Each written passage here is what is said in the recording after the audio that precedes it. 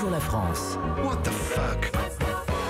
Ce matin, Bertrand, vous nous parlez d'une trouvaille exceptionnelle. Oui, Daphné, on va pas se mentir, en France, nos trouvailles sont rarement exceptionnelles. Quand on trouve quelque chose, c'est souvent inutile. Un vieux briquet qui ne fonctionne plus dans la poche d'un jean, une vis Ikea dont on ne connaît pas l'utilité, ou pour les plus romantiques sur la plage, ce qu'on pense être une pierre précieuse, mais qui s'avère être un tesson de bouteille poli par la mer. Non, la seule personne qui trouve des trucs intéressants en France, c'est Élise Lucet, qui déniche toujours des documents accablants pour faire tomber les patrons. Et puis il y a aussi Tonya Hillman et sa famille. Oui, eux, ils ont fait une découverte vraiment incroyable. Laquelle ? Alors qu'ils se baladaient tranquillement sur la plage de Wedge Island en Australie, quelque chose a attiré leur regard, une vieille bouteille posée sur le sable.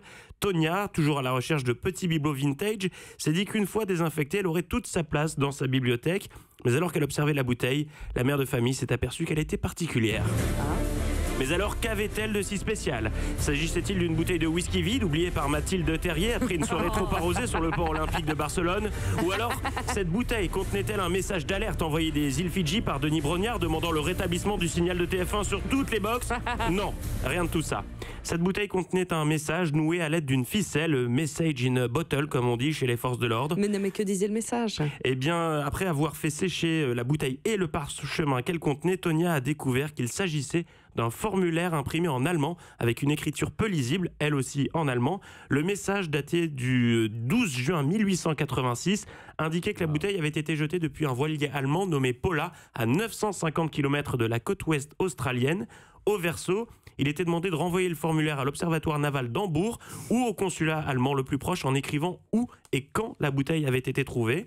Parce qu'il faut le savoir, moi je le savais, mais je pense que vous non, c'est qu'entre 1864 et 1933, l'observatoire naval allemand a mené une expérience afin de mieux comprendre les courants marins. Ah, c'est dingue. À l'époque, des milliers de bouteilles ont été jetées à la mer depuis les navires allemands.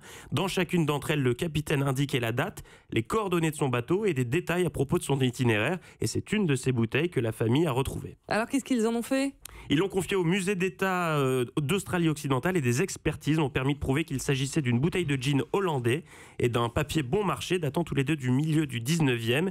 Et les experts ont également retrouvé le journal de bord du voilier dans lequel la bouteille était mentionnée. Découvert 132 ans après avoir été jetée à la mer, ce message est donc le plus ancien jamais retrouvé dans une bouteille. C'est quand même autre chose que le ticket de caisse que j'ai trouvé hier dans la poche de mon manteau. Et la surprise, c'est que c'est Mathilde qui était l'expert et qui a déterminé que c'était une bouteille de gin, effectivement. Effectivement. Incroyable. Merci pour cette belle histoire, Bertrand Chameroy. Europe 1.